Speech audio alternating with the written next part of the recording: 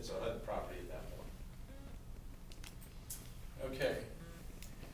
And I know a lot of people have a concept about what HUD properties are. They're all junky, they're all beat up, and actually that's not the case. What happened is we had the big run-up in the last 15 years in real estate, and it's those last ones that are getting foreclosed on.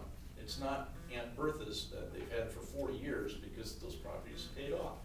You find a few of those, but for the most part, a lot of it's pretty darn nice stuff, new within the last few years. Oh, they are offered at fair market value, and the way they determine that, they have me go out and do a BPO on the property, and I submit that to them.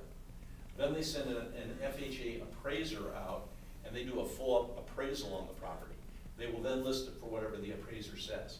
They, excuse me, they do look at my BPO and the appraisal, and if there's a substantial differentiation between the two, they'll get back with both of us and say, what do you guys do?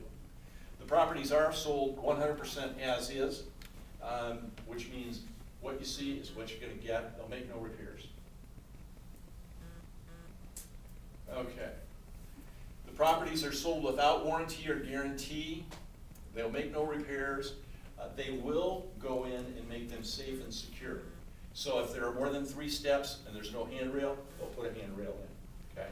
If there is a porch in the front with an 18-inch drop, they will build a rail on that, which will be rough out 2x4 wood that your client's going to tear out the day after they move in anyway. But at least it's safe, sound, and secure for me.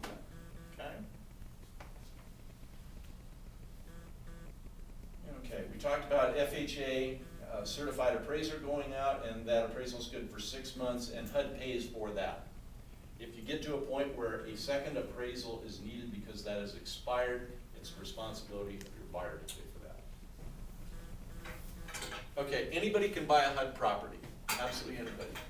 The trick is, when can they buy it?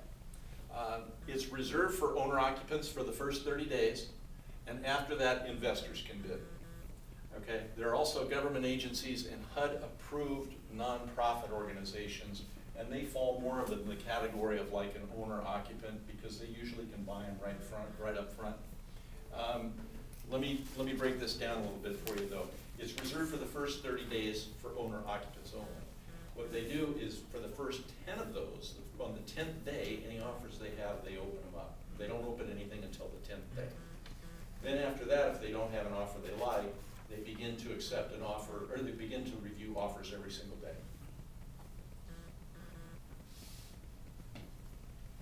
Okay, so the owner-occupants get 30 days.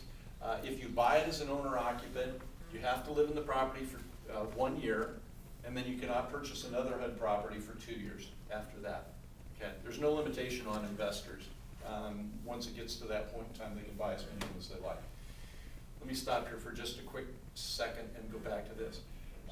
I must get a call at least once a month from somebody that says, yeah, I want to buy this HUD house, and you can tell by the conversation that it's an investor. I mean, you guys know that.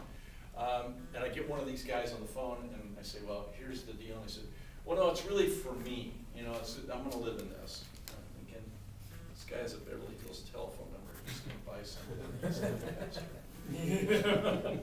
Here's the deal, is HUD has door knockers. And sometime after the close of escrow, not everybody, but they may get a knock at the door.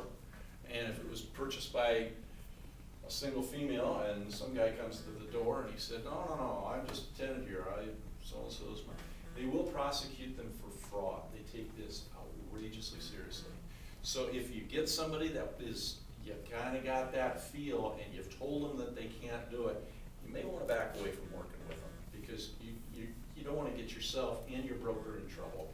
Because when you sign up the offer, you're going to be signing it, your broker's going to be signing it as well as the client. And one of the things that is in there is a document that says you understand that this is an owner-occupant and this person intends to occupy the property. Things change. We all know that. So a person legitimately could buy the property, move into it, divorce, lost a job, something, has to move out and rents the house out. Okay. I can explain that. Okay. But if somebody's buying a property that owns 75 properties in LA County, you're going to have a real tough time trying to explain that he really intended to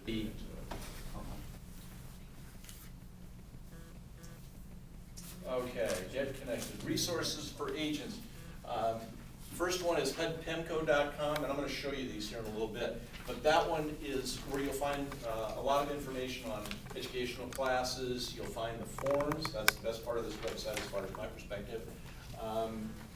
Then there's HUDHomestore.com. That's a website that I live on all day long. That's where you'll find out everything about all the HUD properties that are currently available.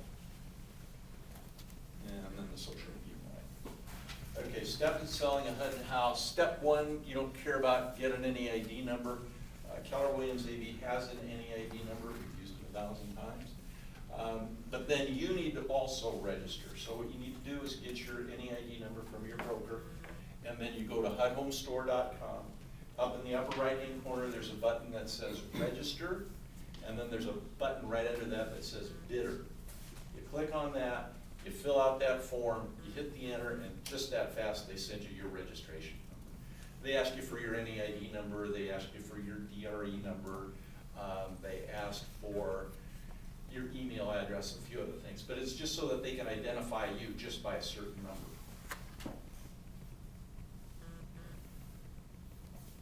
Okay, and any licensed real estate can sell. The NEID number is owned by the broker, not by an individual agent. And what the way that they work it is, Keller Williams AV has one NEID number, and then all the agents underneath it have their own registration. So it's kind of like your DRE number, where you're set up under the broker. Same kind of thing. And that's all handled by Santa. We just need to touch on that. Okay. This is so important. It's so easy just to go out there and do the electronic bid and then say, okay, I'll get to the paperwork if I get the deal. Why do I have to fill out this whole contract if I don't get it? Okay. The reason is because when you fill out the paper contract, your client is giving you permission to upload an offer in their behalf. Okay. So what happens is, if you don't have that, you really have no permission to make the offer, which is a problem in itself. More importantly, but no, that's the most important part. From a logistics standpoint, if you do it the other way around, you do the electronic bid, and then you call up your client, you go, woo-hoo, you got it, and they go, hey, listen, man, I'm out of town, New York, I'm gonna be here for 3 days. You're dead. You can't put the deal together. And that can be real embarrassing.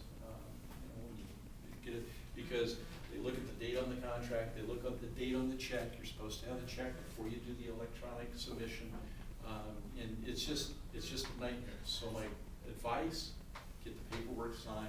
It's not that big of a deal.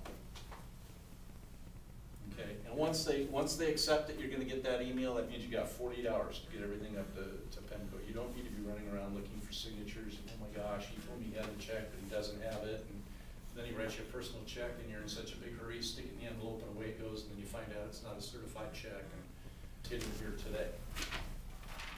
Okay, they have two programs. One is the buyer's choice, and that's the one we're going to be involved in right now, because you get to choose. Either you use Cimarron or you use this Bureau and Escrow company. So I'm reviewing this for the first time also. Okay, yeah. The earnest money check needs to be payable to the escrow company or the name of your buyer. For them that they go through to select one over the other. If you choose your own escrow, does HUD see that as a higher net to them?